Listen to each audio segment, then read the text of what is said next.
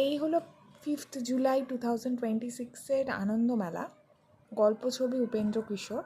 এখানে একটা প্রচ্ছদ কাহিনী দিয়েছে রেনেসাস ম্যান। উপেন্দ্র কিশোর রায়চৌধুরীকে নিয়ে লিখেছেন সন্দীপ রায়।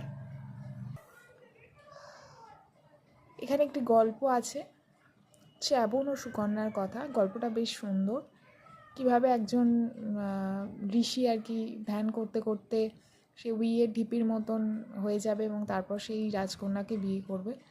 তো এই নিয়ে গল্প, বেশ ভালো লেগেছে গল্পটা। প্রথম গল্প সোনালি ঈগল, রাখিনাথ কর্মকারের। এটায় একটি বাচ্চার কাউন্সিলরের কাছে যাবে এবং সেখানে বাচ্চাটির বাড়িতে খুব সমস্যা ছিল। তার ছোট ভাই তাকে হিংসা করতো এবং বিভিন্ন ধরনের কাণ্ড করতো এবং সে সবসময় খারাপ প্রমাণিত হতো। এবার এই চাইল্ডহুড উন্সের জায়গা থেকে আসে যে কত রকমের হতে পারে।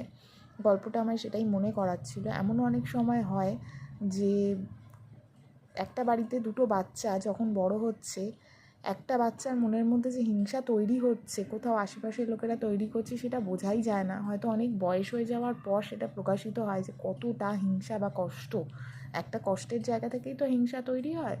সেটা ছিল ভেতরে, সেটা হয়তো সারা জীবনে জানাই যায়নি। এবং সেই বাচ্চাটি এতটাই ম্যানিপুলেটিং হয়ে গেছে, এতটাই মিথ্যে কথা বলা শিখে গেছে যে সে সবসময় পিছনে হয়তো ছোট বাচ্চাটিকে, মানে আরেকটি যে বাচ্চা আছে তাকে কোনো না কোনোভাবে খারাপ প্রমাণ করার চেষ্টা করে গেছে, কারণ সে জানতো তার ভালোবাসার একমাত্র উপায় ওটাই।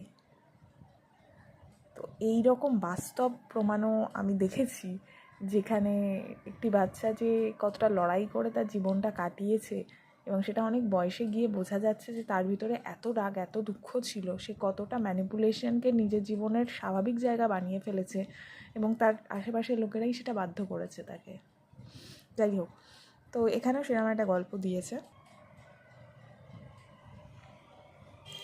পরের গল্প হচ্ছে ডিম, গৌরীশঙ্কর গঙ্গোপাধ্যায়। এটাই কিছু পাখি নিয়ে বলা আছে, ডোডো পাখি নিয়ে বলা আছে এবং এমু পাখি নিয়ে বলা আছে। ভীষণ সুন্দর গল্পটা। তারপর একটা লাস্ট ওভার, সন্দীপ চৌধুরী। এখানে খেলা নিয়ে একটা গল্প আছে ক্রিকেটের উপরে। বিচিত্রাতে আছে চলতে পারা বইয়ের কথা, আশিস পাঠকের লেখা।